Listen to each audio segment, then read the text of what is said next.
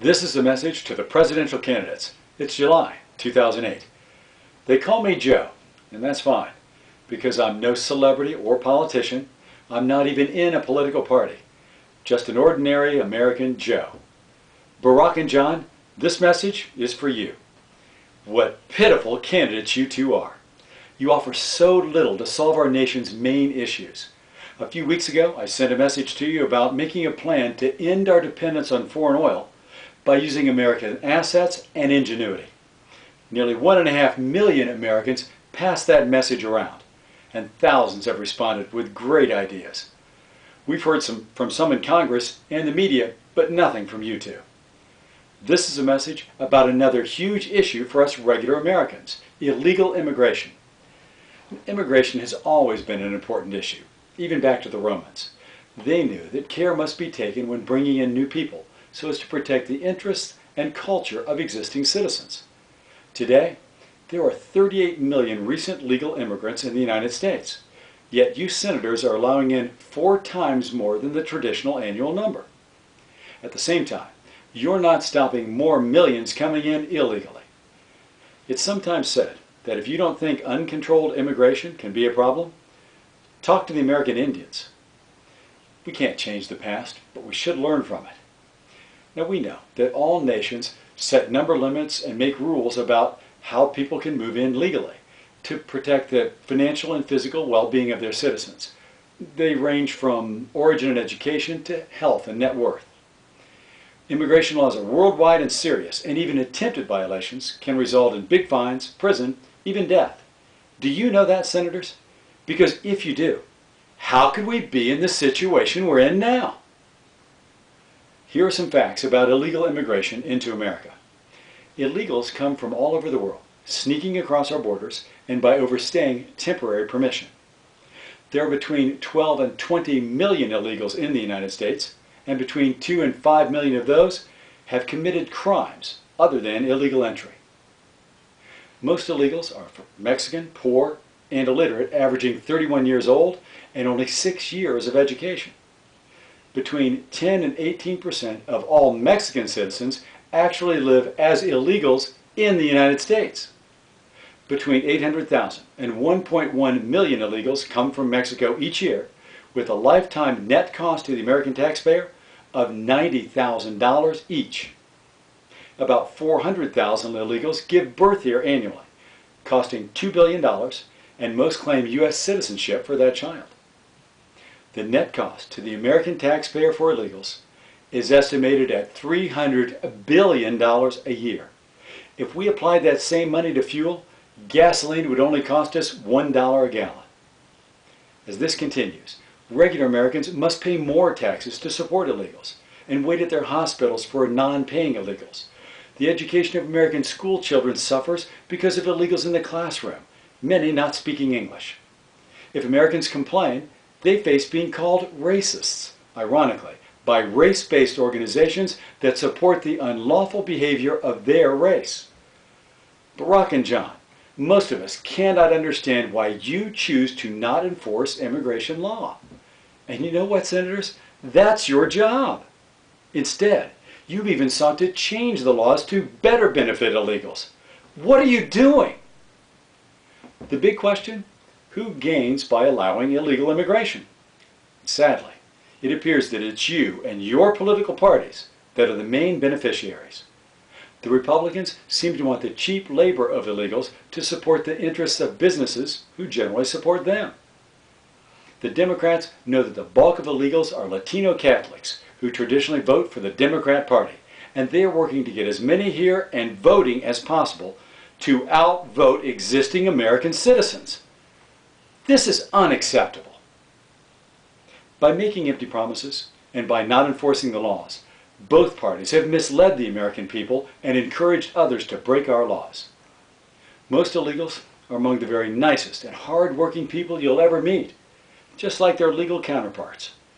But make no mistake, illegals are acting in their own self-interest, and that is exactly what the American people must do now. John and Barack, you lead the parties that created this problem. To hear words indicating that nothing can be done and they all have to stay here is like starting a fire and then saying, oh well, it can't be put out. You better darn well mount the fire trucks and start representing all of us Americans. It seems that you need motivation and help in figuring it out. So, here's some help. A plan to consider from us regular Americans. It has 5 steps. Number 1, immediately upon taking office in January, issue an executive order to take control of the borders by June 2009. Use a fence or wall with armed guards. Use surveillance drones, existing night vision satellites. Mandatory jail for illegal entry.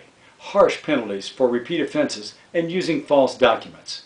Require bonds on visas, or whatever combination may be needed to establish physical control of our borders.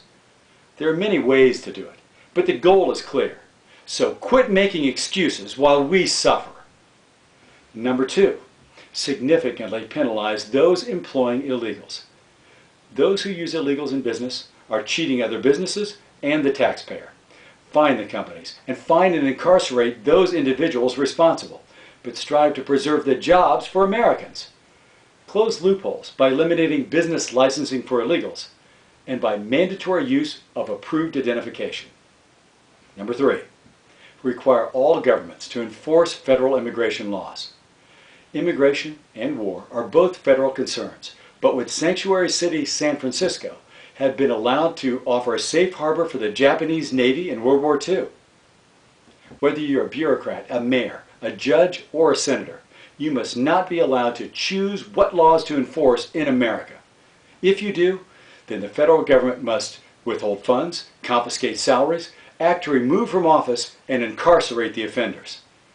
If our own government will not follow the rule of law, then why should we? Number 4, establish a 3-year phased enforcement effort which gradually increases penalties on those here illegally.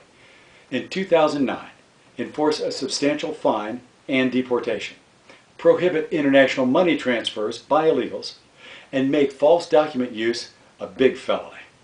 The following year, increase fine, add short imprisonment, then deport. In June 2011, begin confiscation of all profit from illegal presence in the United States. Add longer imprisonment, then deport. You can work out the details. The point is that an increasingly punishing, phased effort will likely cause most illegals to return home, restoring our nation of laws. 5, establish a controlled guest worker program that would permit temporary workers only on an emergency basis, and that would be determined by a non-political entity, mindful of the legal immigration numbers. So, there's a 5-step plan to help restore the trust of us regular Americans. Increase payroll taxes collected by eliminating the illegals' cash economy. Reduce the export of cash. It'll increase the money available for most American school children. It can help secure our families by reducing the flow of drugs, terror, and criminals. It will protect our culture and our democracy. It will reduce the harm done to attempted illegals now. This is certainly not a final plan, but it is something to consider. Barack and John, don't you agree that all these benefits to us millions of Americans should carry more weight than the benefits to you and your political parties? We want unifying leadership that solves our issues instead of pandering to make gain from them. You too, please get back to me at illegals@joeamerican.us and let me know what you think. And all you other Joe Americans like me, talk about illegal immigration. We can't permit any special interest group to control our nation's labor force or our voting booths. Forward this to all the regular folks you know. Benefits people throughout the country. Send this message to every talk and news show on television and radio. Let me know your ideas. Let's use the new media so we can't be ignored. The higher the number of views, the more likely the listening. This is our English-speaking country. Uncontrolled immigration is a threat, and we want it stopped. Call me Joe, American.